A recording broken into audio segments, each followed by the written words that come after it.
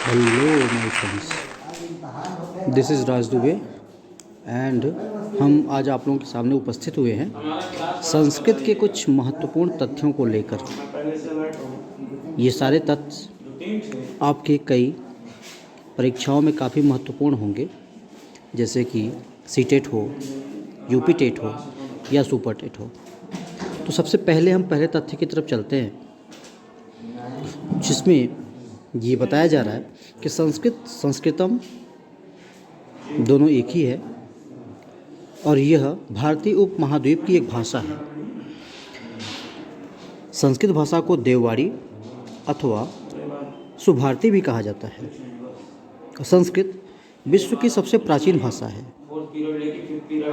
संस्कृत एक हिंद आर्य भाषा है जो हिंद यूरोपीय भाषा परिवार की एक शाखा है।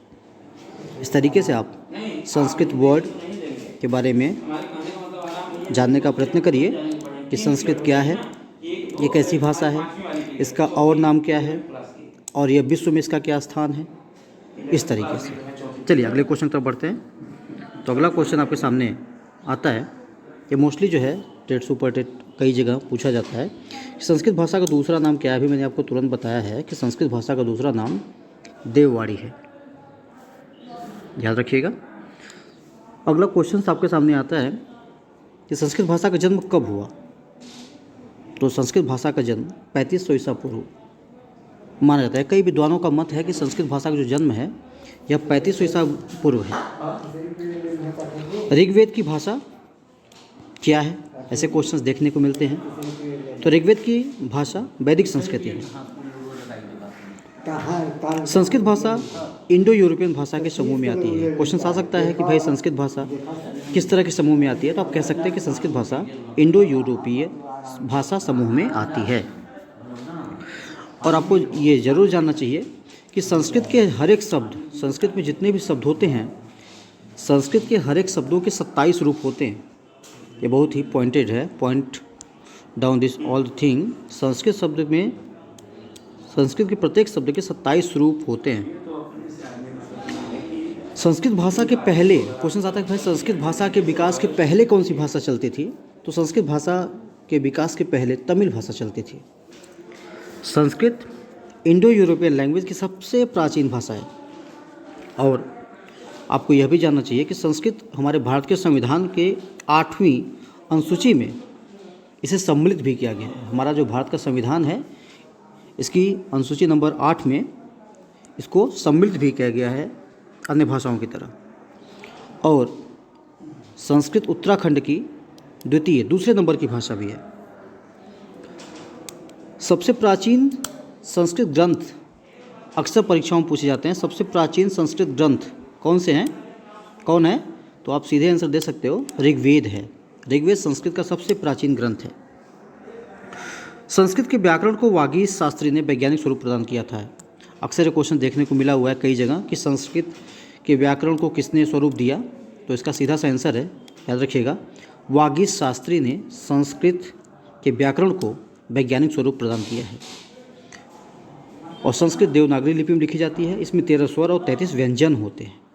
इसमें 13 स्वर होते हैं और 33 व्यंजन होते हैं। चलिए, ये टॉपिक्स बहुत इंपॉर्टेंट्स हैं। तो संस्कृत को संस्कारित करने वाले कोई भी साधारण भाषाविद नहीं है, बल्कि यह काम 3 लोगों ने किया हुआ है।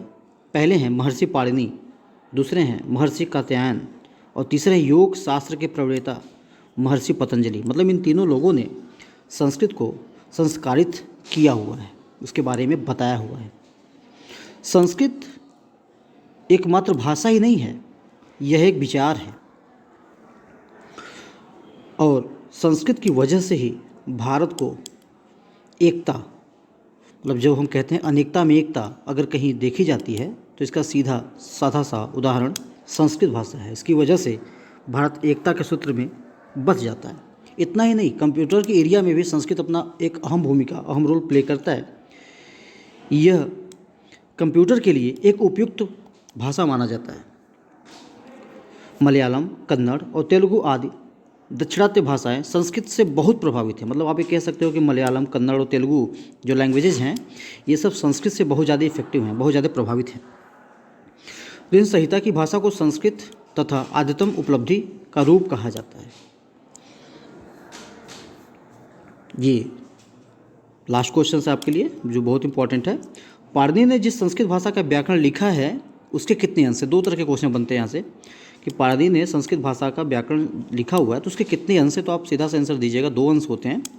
जो पहला अंश है उसको बताया गया अष्टाध्यायी में कि पहले अंश को छद्म कहते हैं और दूसरे अंश को भाषा कहते हैं। तो इस तरीके से ये 20 फैक्ट्स आपके सामने संस्कृत के रखे गए। जो भी चीज़ें हैं सारे बहुत इंपॉर्टेंट, सब निचोड़ हैं और यह जो है एटलीस्ट आपको किसी भी परीक्षाओं में एटलीस्ट 2 और 3 मार्क्स देने के लिए, गेट करने के लिए, पाने के लिए बहुत ही महत्वपूर्ण है। Thank you very much.